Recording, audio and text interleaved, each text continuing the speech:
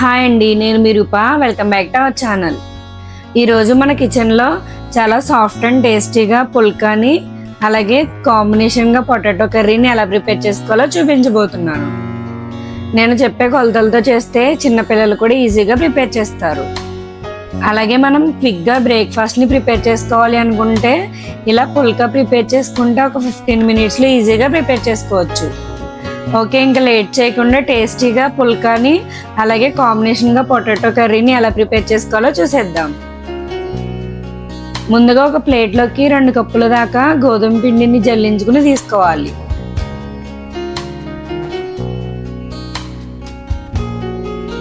అలాగే రుచికి సరిపడా సాల్ట్ని 2 టేబుల్ స్పూన్స్ ఆయిల్ని వేసుకుని బాగా కలుపుకోవాలి.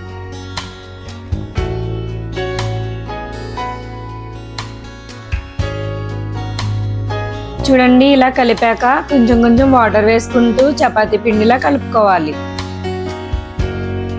ఈ వీడియో కనుక మీకు నచ్చినట్లయితే లైక్ చేయండి. అలాగే మీ ఫ్రెండ్స్ అండ్ ఫ్యామిలీ మెంబర్స్కి కూడా షేర్ చేయండి. మన ఛానల్లోకి కొత్తగా వచ్చినట్లయితే సబ్స్క్రైబ్ చేసుకోవడం మర్చిపోకండి.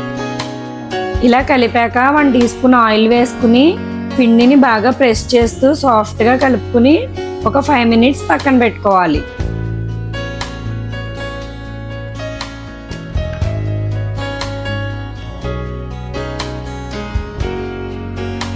చూడండి, 5 మినిట్స్ తర్వాత పిండి మనకి చాలా సాఫ్ట్గా వచ్చింది.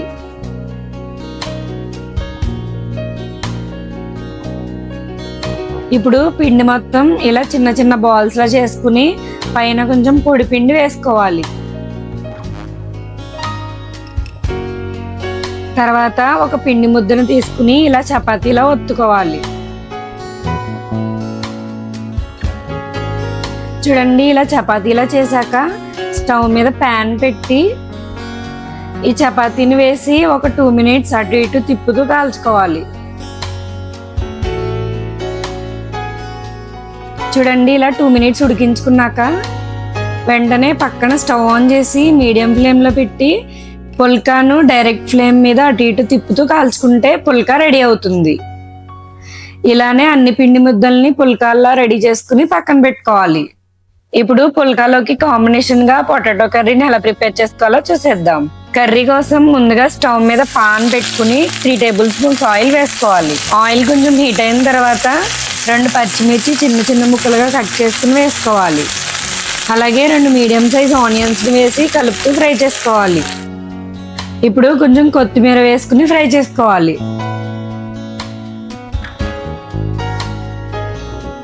ఇలా బ్రౌన్ కలర్లో ఫ్రై అయ్యాక 1/2 కిలో పొటాటోస్ని ఇలా చిన్న చిన్న పీసెస్లా కట్ చేసుకుని వేసుకోవాలి.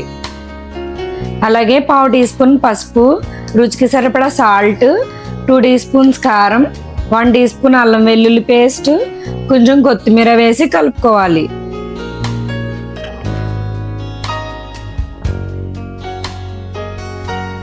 ఇలా ఒక 2 మినిట్స్ ఉడికించాక ఒక గ్లాస్ వరకు వాటర్ వేసి కలిపి మూత పెట్టుకోవాలి.